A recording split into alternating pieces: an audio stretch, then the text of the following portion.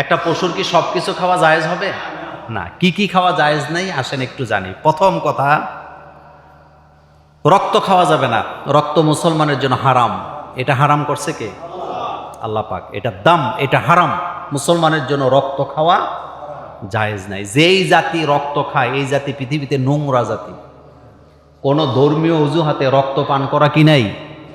জায়েজ নেই। গরুর পেশাবও তো খায় অনেক জাতি আছে না, এটা তাদের রুচি, তাদের ব্যাপার। কিন্তু মুসলমানকে আল্লাহ পাক যে খাদ্যগুলা দান করছেন এগুলা হলো পবিত্র এবং হালাল খাবার। আপনি পৃথিবীর ইহুদি রাষ্ট্রে যান, খ্রিস্টান রাষ্ট্রে যান, হিন্দু রাষ্ট্রে যান, ওখানে গেলে আপনি যে কোনো দোকানে খাইতে পারবেন না, কিন্তু মুসলমানদের জন্য স্পেশালি লেখা থাকে হালাল খাবার। সুবহানাল্লাহ, বাইজে কই না? কি খাবার? জাপানে যাবেন, সব দোকানের খাবার আপনি খাইতে পারবেন না, কিন্তু মুসলমানের জন্য স্পেশালি দোকানে লেখা থাকে এই দোকানে কি পাওয়া যায়? হালাল। এই হালালটা আল্লাহ মুসলমানকে নিয়ামত দিছে, আর বিভিন্ন জাতিকে হালাল শব্দটাই আল্লাহ দেয় নাই। আল্লাহ আকবার, আসেন আমল দিয়ে। হালাল শব্দটা আমাদেরকে কে দিছে? আল্লাহ পাক দিছেন। তো কুরবানির পশুর রক্ত খাওয়া কি নাই? জায়েজ নাই। 2 নাম্বার, পুরুষঙ্গ এগুলি খাওয়া কি নাই? জায়েজ নাই, এগুলি খাওয়া যাবে না। অন্ডকোষ, কি কোষ? অনেক মূর্খ এলাকা আছে বা কুসংস্কারী এলাকা আছে, বিভিন্ন রোগের অজুহাত দিয়া গরুর অন্ডকোষকে তারা খাওয়ায়। আস্তাগফিরুল্লাহ। নাও এরকম আসেনি? আছে, আছে। এগুলি খাওয়া জায়েজ নাই, হারাম। এরপরে মাদি প্রাণীর যে স্ত্রী লিঙ্গ যেটা, এটাও খাওয়া যাবে না। মাংস গ্রন্থি যেটা, এটাও খাওয়া যাবে না। মোটা মোটা রগ আছে না, রগ, কথা কন না, রগ, এগুলো কি করা যাবে না? খাওয়া যাবে না। 6 নাম্বার, মূত্রস্থলী যেটা, পেশাবের থলা, এটাও কি করা যাবে না? খাওয়া যাবে না। পিত্তস্থলী যেটা, পিত্তস্থলী তো বুঝেন, এটা গলে গেলেও মাংস নষ্ট হয়, এটাও খাওয়া যাবে না। তবে ফাঁক দিয়ে একটা কথা বলে দেই, কুরবানির পশুর চামড়া খাওয়া জায়েজ আছে, কিন্তু আমাদের দেশের লোকেরা কিভাবে খাইতে হয় হেডা জানে না, যার কারণে ভেজাল। এটা অনেক প্রসেসিং করে খেতে হয়। তবে আলহামদুলিল্লাহ আমাদের এখানে খাদ্যের এতটা ঘাটতি নাই যে চামড়াও খাওয়া লাগবে। চামড়া, কুরবানির পশুর চামড়া আপনি যদি ব্যবহার করতে পারবেন, জায়েজ আছে, কিন্তু বিক্রি করলে টাকাটা কে পাবে? গরিব মিসকিনেরা পাবে। তাহলে এই পিত্তস্থলী খাওয়া কি নাই? জায়েজ নাই। চামড়া খাইতে পারবেন যদি আপনি প্রসেসিং জানেন। না যাই না খাওয়ার চেষ্টা করার কোনো দরকার নেই। আসেন এখন জানি একটি গুরুত্বপূর্ণ কথা। কুরবানি আসলে কার উপরে ওয়াজিব? কি কুরবানিটা দিবেন? খুব মনোযোগ দিবেন। জবাব হচ্ছে জিলহজ মাসের, কোন মাসের? অর্থাৎ কুরবানির ঈদের সাদের 10 তারিখ, 11 তারিখ, 12 তারিখ, কয়দিন?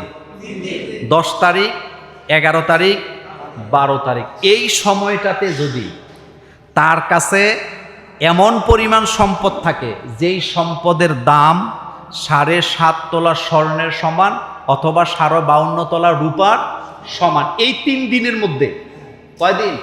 এটা কিন্তু জাকাত না, এটা কি? কুরবানি। এই সময়টা যদি সে মালদার থাকে তাহলে তার উপরে কুরবানি দেওয়া ওয়াজিব। অথবা এই সময়টাতে এমন পরিমাণ টাকা তার কাছে আসছে যেই টাকা দিয়ে কুরবানি করা যায়, তাহলে তার উপরে কুরবানি করা কি? ওয়াজিব। তাহলে কয়দিন এই সম্পদটা থাকতে হয়? জিলহজ মাসের 10, বলেন মুখস্থ করেন, 10, 11, 12। কারণ কুরবানি কয়দিন? 3 দিন। 10, 11, 12। এই সময়টার মধ্যে যদি সম্পদ থাকে এই পরিমাণ, যেই পরিমাণে 7.5 তোলা স্বর্ণ, 52 তোলা রূপা, অথবা এমন পরিমাণ সম্পদ আছে যেটা দিয়ে সে কুরবানি করতে পারবে, তাহলে সে কুরবানি দিবেন। কারণ রাসূল সাল্লাল্লাহু আলাইহি ওয়াসাল্লাম স্পষ্ট বলেছেন, মান কানা লাহু সাআতুন, যার কাছে কুরবানি দেওয়ার সামর্থ্য আছে অথচ সে কুরবানি করলো না, সে কোথায় আসতে পারবে না? আমার ঈদগাহ। সুবহানাল্লাহ। কার ঈদগাহ? রাসূলুল্লাহর ঈদগাহ। রাসূল বলেছেন সে যেন আমার ঈদগাহে না আসে। তাহলে কুরবানির কথা কি বুঝাইতে পারলাম? এখন আসেন, কুরবানি কয়দিন করা যায়? 3 দিন। আমাদের দেশে প্রথম দিনই আমরা খুব দুপাদুপি পারাপারে। আমাদের মাথায় এটা কাজ করে যে প্রথম দিন কুরবানি দিতে না পারলে আর কুরবানি দেওয়ার কোনো সুযোগ নাই। না, কুরবানি দেওয়া যায় 3 দিন। বলেন তো কয় দিন? জিলহজ মাসের 10, 11, 12। বলেন জিলহজ মাসের 10, 11, 12। তাহলে কুরবানি কয় দিন? 3 দিন, 10, 11, 12। এই 3 দিন কুরবানি দেওয়া যায়। এখন আমরা জানবো 3 দিনের মধ্যে মূলত উত্তম কোন দিন দেওয়া? প্রথম দিন দেওয়া। 10 তারিখে দেওয়া কি উত্তম? পারেন নাই 11 তারিখে দিবেন, পারেন নাই কবে দিবেন?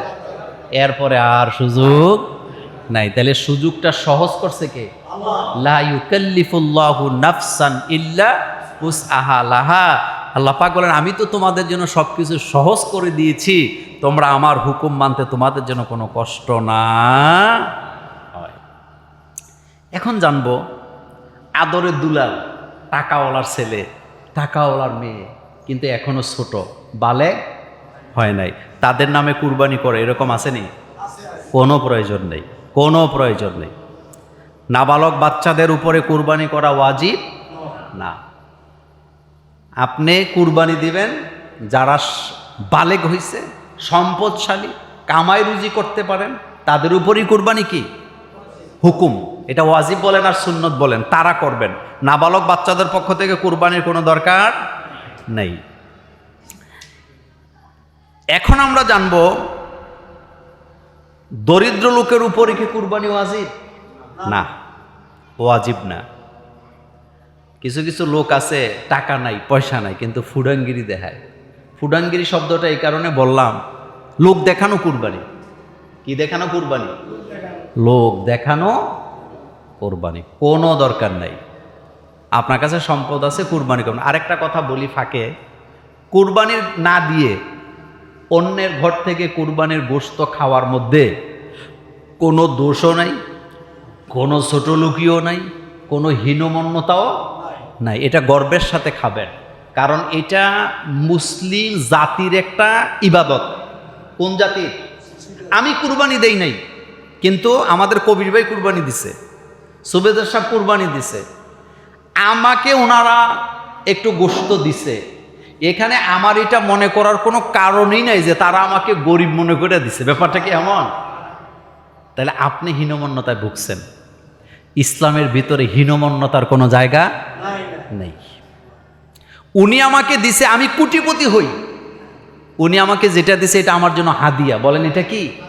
আমি হাদিয়া দেওয়াও সুন্নত, হাদিয়া নেওয়াও কি সুন্নাহ।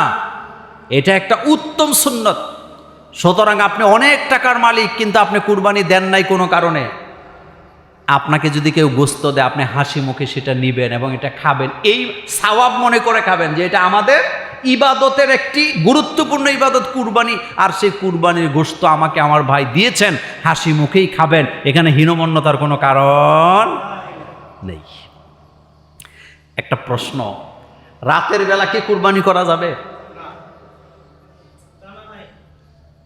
ঠেলা চোটে কইল হইব? শুনেন, কুরবানি কয়দিন করা যায়?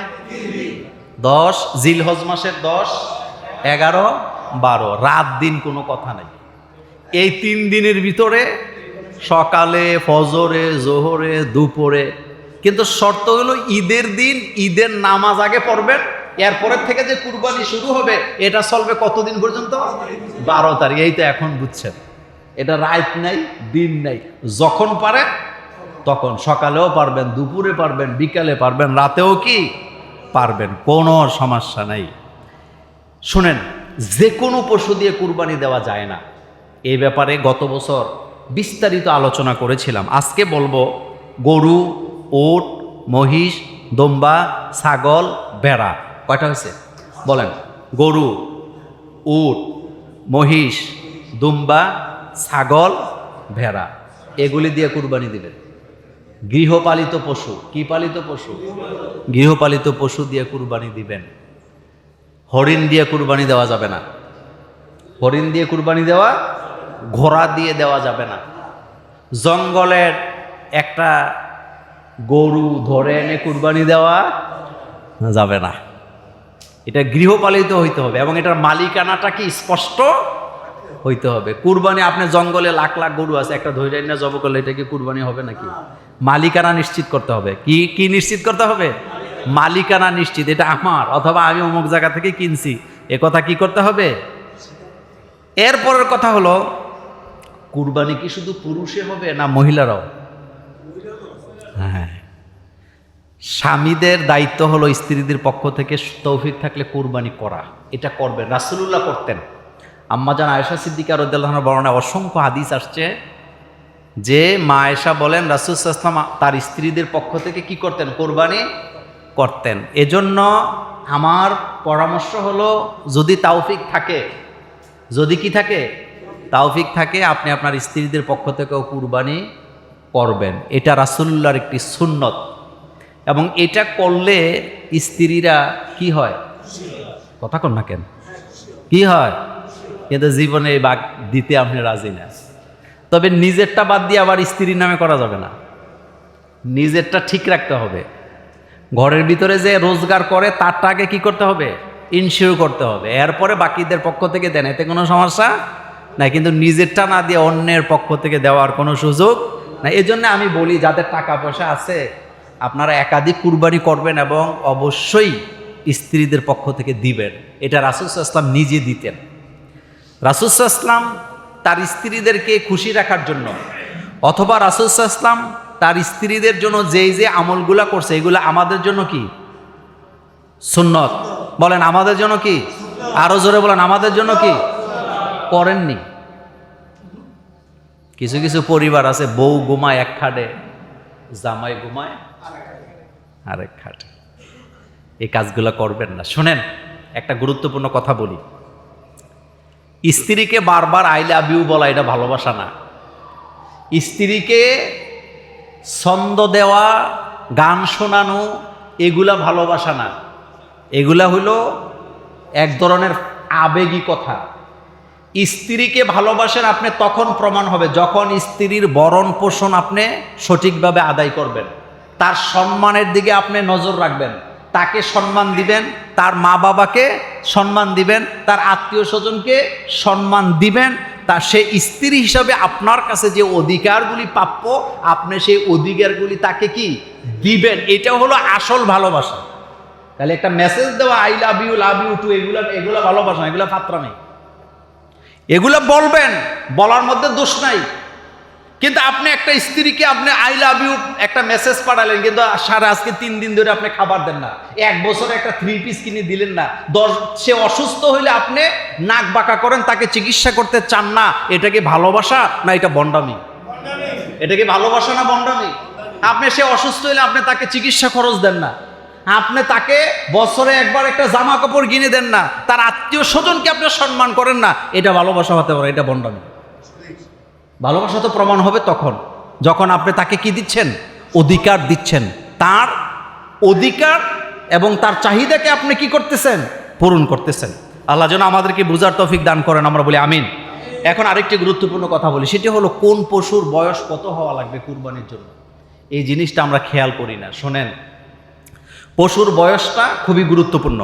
বয়সের কমতি হইলে কুরবানি হবে না। ওট 5 বছর হওয়া লাগবে। বলেন ওট কয় বছর? 5 বছর। গরু মহিষ 2 বছর। এই তো আপনারা জানেন, গরু মহিষ কয় বছর? বেড়া, দম্বা, ছাগল 1 বছর। 1 বছর। ছাগলের বেলা আসছে, যদি এটা 6 মাসের উপরে হয়, কিন্তু দেখতে মনে হয় 1.5-2 বছর হয়ে গেছে, তাহলে ওইটা দিয়ে কুরবানি করা কি আছে? জায়েজ আছে। আর গরু যারা বিক্রি করে আমাদের দেশে কয় দাঁতছে। কি করেন আপনারা? মানে কি এটা দিয়ে কি বোঝা যায়? বয়স বোঝা যায়। এই জন্য বয়সটা গুরুত্বপূর্ণ। বলেন তো আরেকবার, মহিষ, উট, এটা আরে উট কয় বছর? মহিষ, গরু 2 বছর। ছাগল, বেড়া, দুম্বা কয় বছর? হ্যাঁ, এটা গুরুত্বপূর্ণ, বয়সটা দেখবেন। এরপরে আসেন, সর্বোচ্চ কতজনের শরীকে কুরবানি দেওয়া যায়? সর্বোচ্চ 7 জন। সর্বোচ্চ কয়জন? 7, 6, 5, 4, 3, 2, 1। 7-এর উপরে যাওয়ার কোনো সুযোগ নেই। একেবারে আবেগের ঠেলায়, ভালোবাসার ঠেলায় যে একসাথে চলি, কারে বাদ দিয়া কারে নেই, এই চিন্তা করে 8 জন যোগ করার কোনো সুযোগ নাই। সর্বোচ্চ কয়জন? 7 জন, এর উপরে না, নিচের দিকে থাকবেন। এখন আসেন, গত জুমাতে একটি কথা বলছিলাম, এটা নিয়ে আরেকটু আলোচনা করা দরকার। সেটা হলো, গোস্ত বাগে যদি কম বেশি করেন বা 3 ভাগ যদি না করেন কোনো সমস্যা আছে? না। এই তো মনে আছে, গত জুমার আলোচনা মনে আছে তো? কোনো সমস্যা নেই। গোস্ত, আবারও বলি, গোস্ত 3 ভাগ করতেই হবে, এই কথা কোরআন হাদিসের কোথাও নেই। বেশি খাবেন, কম দিবেন, অথবা কম দিবেন, কম খাবেন, বেশি দিবেন, এটা আপনার রুচির উপরে নির্ভর করে। কোনো ব্যক্তি যদি 1 টুকরা গোস্ত না দেয়, কুরবানি হয়ে যাবে, কিন্তু সে খেয়ে দেয়। আপনারা যদি সম্ভব হয়, আপনাদের মধ্যে যদি মিল মহব্বত থাকে, গ্রামে ঈদের আগের দিন লিস্ট করবেন কারা কারা কুরবানি দেয় নাই। কথা কি বুঝেননি আপনারা? কি করবেন? লিস্ট করবেন যে কে কে কুরবানি আমাদের সমাজে দেয় নাই। লিস্ট করে এরপরে যতগুলা গরু কুরবানি দিছেন, সকল গরু থেকে স্বেচ্ছায় খুশি মনে একটা বাঘ, এটা 3-এর সমান সমান দরকার না, আপনি আপনার মতো করে এক জায়গায় উঠাবেন। উঠাইয়া যুবকরা, সমাজের জন্য যারা কাজ করেন, তারা মিলেমিশে ওই যে লিস্ট করছিলেন, যতটুকু গোস্ত একসাথে করছেন, লিস্ট করে সমানভাবে ভাগ করে স্বেচ্ছায় নিজেরা গিয়ে ঘরে ঘরে গোস্তটা তাদেরকে পৌঁছে দেন যারা কুরবানি দেয় নাই। আর যারা দেন নাই, আপনি যাই হন, যেই ফ্যামিলির হন, যেই বংশের হন, আপনি খুশি মনে গ্রহণ করবেন, তারা খুশি মনে দিবে, তাইলে ঈদের আনন্দটা পরিপূর্ণ হবে ইনশাল্লাহ। নেওয়ার মধ্যেও হীনমন্যতা যেন না হয়, দেওয়ার মধ্যেও যেন হীনমন্যতা না হয়। রাজি আছি তো ইনশাল্লাহ? এটা করবেন, এটা হলো সামাজিক, এটা ইসলামের সৌন্দর্য। রাসূল সাল্লাল্লাহু আলাইহি ওয়াসাল্লাম কুরবানির গোশত হাতে নিয়ে পোটলা করে ঘুরে ঘুরে ইহুদিদের বাড়িতে বাড়িতে পৌঁছাই দিতেন। তার মানে বোঝা গেল অমুসলিমকে কুরবানির গোশত দেওয়া যায়। রাসূলুল্লাহ সাল্লাল্লাহু আলাইহি সাল্লাম কুরবানির গোশত পোটলা করে হেঁটে হেঁটে নিজে গিয়ে অমুসলিমদের বাড়িতে পৌঁছে দিতেন। আপনি আবার হিন্দুদের বাড়িতে গরু গোশত লয়ে যাবেন না। আপনি কইবেন যে মোল্লা হুজুর বলছে অমুসলিমের ঘরে কুরবানির গোশত পৌঁছাইতে, তো হিন্দুরাও তো অমুসলিম না। কুরবানির গোশত এটা আপনি খ্রিস্টানদেরকে দিতে পারেন, খ্রিস্টানরা গরু গোশত খায়, ইহুদিরা গরু গোশত খায়, হিন্দুদের মধ্যে কেউ কেউ খায়। তবে বাংলাদেশের হিন্দুদের মধ্যে অনেকে কি গরু গোশত খায়, আমি দেখছি খায়, আমার চোখের সামনে খাইতে দেখছি। তো কথাকে বুঝাইতে পারলাম? কথাকে বুঝাইতে পারলাম? পারলাম। আচ্ছা, এখন আসেন,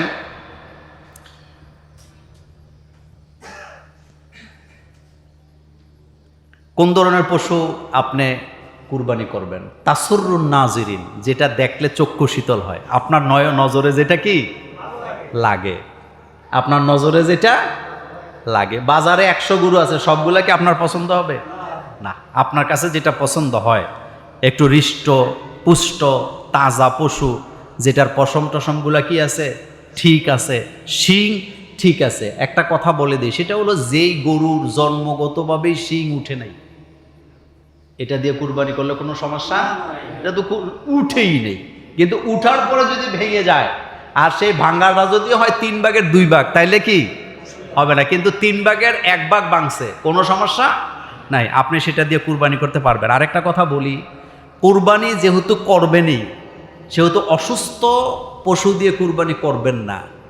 রাসূলুল্লাহ সাল্লাল্লাহু আলাইহি ওয়াসাল্লামের অন্য হাদিসে আসছে, গত জুমাতে আলোচনা করে দিয়েছি সেটা, যে আল্লাহ রাসূল বলেছেন, এই কুরবানির পশু কিয়ামতের মাঠে তোমাকে ফুলসেরাত পাড়ি দিতে সহযোগিতা করবে। সুবহানাল্লাহ, সুবহানাল্লাহ। আরেকটা হলো, বলেন তো, অসুস্থ গরু কুরবানি দেওয়া এটা কি রুচিতে বাধার কথা না? আচ্ছা, ফাঁক দিয়ে আরেকটা কথা বলে দিই, যারা গাই গরু কুরবানি দেন তারা সাবধান। তারা কি সাবধান? আপনি বলবেন হুজুর মাসালা আছে, গাই গরু কুরবানি দিলে বাচ্চা পাওয়া গেলে হেডেও জবকেরা 1 টুকরা গোস্ত রাইখা দেওয়া। কিন্তু আপনি বলেন তো, একটা গরু আপনি জবে করছেন, গাই গরু জবে করার পর ওইটার ভিতরে একটা বাচ্চা পাওয়া গেছে, আচ্ছা আপনার কি এটা খাওয়ার জন্য রুচিতে আপনি খাইলেও মহিলারা খাবে না। তা আপনার গাই গরু কুরবানি দেওয়ার এত ঠেকাটা কি? যেই গাভীর ব্যাপারে আপনি কিছুই জানেন না, নাজায়েজ বলি নাই, কিন্তু আপনাকে আমি রুচি শিখাচ্ছি। যেই গাভীর ব্যাপারে আপনি কিছুই জানেন না এবং যেই গাভীটাকে মাঠের মধ্যে ছেড়ে দিয়ে লালন পালন করা হয়েছে, হতে পারে আপনার অজান্তে এই গাভীর সাথে আরেকটা ষাঁড়ের কি হয়েছে, মিলন হয়েছে, তো তার পেটের ভিতরে বাচ্চা আছে। আপনি এই গাই গরুটা কুরবানি দেওয়ার দরকারটা কি? এত ফ্যাশন ভালো না। আমি আবারও বলি, এটা রুচির ব্যাপার। বলেন কিসের ব্যাপার? আমার চোখের সামনে একটা গাভী জবে হইল, এটার ভিতরে আরেকটা বাচ্চা পাওয়া গেল, ওই বাচ্চাটা জীবিত, আমি বাধ্য এটাকে কি করা, জবে করা। তো এই কাজটাকে করা বেশি জরুরি আমাদের। এই জন্য গাই গরু কুরবানি দিতে সাবধান। আপনি নিশ্চিত হওয়া লাগবে। কি হওয়া লাগবে? নিশ্চিত হওয়া লাগবে যে এটার ভিতরে বাচ্চা নেই। কিন্তু খামখেয়ালি করে গায়ের জোরে সর্দারি করে এই কাজ করা আমরা সমর্থন করি না। আপনি কুরবানি করবেন, আপনার কুরবানিটা যেন সবটা নিখুঁতভাবে কি হয়, এটা হলো মাসালা। শুনেন, মাসআলা শব্দের অর্থ হলো যেখানে প্রশ্ন জাগে। বলেন, যেখানে প্রশ্ন করা লাগে। আমাদের দেশে কয় উজরের কোনো মাসালা নাই। এই কথাটা ভণ্ডামি কথা। উজরের জন্যই তো মাসালা। ভুল কথা বলে, বলে কি উজরের কোনো মাসলা নাই, এ কথা বলেনি। অথচ উজরের জন্যই কি, যেখানে উজর সেখানে মাসালা। আপনি পা কাটছেন, উজু করলে পানি ঢালতে পারেন না, এখন মাসালা আসবে তুমি মাসে করো। আপনি উজু করতে পারেন না, গোসল করতে পারেন না, এখন মাসালা আসবে তুমি তায়াম্মুম করো। এটা হলো মাসালা। আপনি গাই গরু দিয়ে কুরবানি দিছেন, কিন্তু গাই গরুর ভিতরে বাচ্চা পাওয়া গেছে, এখন মাসালা আসবে, বাচ্চা কি করবেন? কথা কি বুঝাইতে পারছেন? তাহলে ওজরের কোনো মাসালা নাই, কথা কি এমন হবে না ওজরের জন্যই মাসালা? ওজরের জন্যই মাসালা। এই জন্য গাই গরু কুরবানি দিতে সাবধান। রুগ্ন পশু দিয়ে কুরবানি করা হবে কিনা? না, হবে না। এখন আসেন, অন্ধ পশু দ্বারা কুরবানি করা যাবে না? যাবে না। লেজ কাটা যাবে না, কান কাটা যাবে না। এগুলি খুঁত, এগুলো দেখে শুনে করতে হবে। আর এই মাসালাটা আরেকবার বলে দেই, আমাদের দেশে অনেকে প্রশ্ন তোলেন, যেটার অন্ডকোষ ফেলে দেওয়া হয়েছে। কি ফেলে দেওয়া হয়েছে? অন্ডকোষ ফেলে দেওয়া হয়েছে, অর্থাৎ খাসি করানো হয়েছে, ওইটা দিয়ে কুরবানি করা কি নাই, তারা বলে জায়েজ নাই। আপনাকে বুঝতে হবে, অন্ডকোষ ফেলে দেওয়া এটা খুইতের মধ্যে পড়ে না। আচ্ছা, আপনারা বলেন, ছাগলের বাচ্চাকে খাসি করাইলে এটা আরো মোটা তাজা হয় না দুর্বল হয়? এই তো বুঝছেন মাসালা। রাসূল সাল্লাল্লাহু আলাইহি ওয়াসাল্লাম গণহারে ছাগলের বাচ্চাকে খাসি করাইতে নিষেধ করছে। এই কারণে রাসূল সাল্লাল্লাহু আলাইহি ওয়াসাল্লাম গণহারে ছাগলের বাচ্চাকে খাসি করাইতে নিষেধ করছেন এই কারণে যে গণহারে যদি ছাগলের বাচ্চাকে খাসি করানো হয় তাইলে কি হবে? প্রজননে কমে যাবে, সমস্যা হবে। কিন্তু খাসি করানোটার মধ্যে খুঁতির কিছু নেই, এটা দেখাও যায় না, এটা বুঝাও যায় না। আর খাসি করাবার দ্বারা এই গরু ছাগলের শক্তিও কমে না। কথা কি বুঝাইতে পারলাম? কথা কি বুঝাইতে পারলাম? আরেকটা হলো, খাসি করাইলে গোস্তের মজা আরো বাড়ে না কমে? বাড়ে।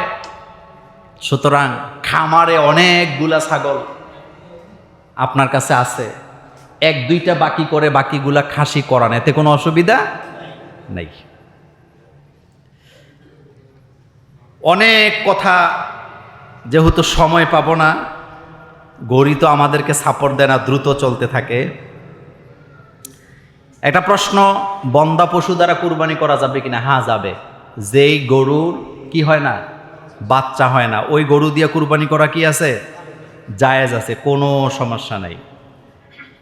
কুরবানির পশু দ্বারা কোনো উপকার গ্রহণ করা যাবে না, এ কথাটা মনে রাখবেন। কুরবানির জন্য কিনছেন, কিন্তু কয়েকদিন বাকি আছে, হাল চাষ করবেন, পারবেন না। কুরবানির জন্য কিনছেন, দুধ আছে, আপনি খাওয়া শুরু করবেন, ব্যাপারটা কি এমন না? এ কাজ করা যাবে না, এটা করবেন না। আরেকটা হলো, কুরবানির পশুর চামড়া বিক্রি করলে এটা আপনি আর মালিক নেই, এটা গরিবে পাবে, কিন্তু বিক্রি করেন নাই, আপনি এটা ভাগ করে নিজে ব্যবহার করবেন। আপনি নামাজের বসার জায়গা বানাইছেন, আপনি এটা দিয়ে জামা বানাইছেন, শীতের কাপড় বানাইছেন, জুতা বানাইছেন, কোনো অসুবিধা নাই, কিন্তু বিক্রি করলে এই টাকা কারা পাবে?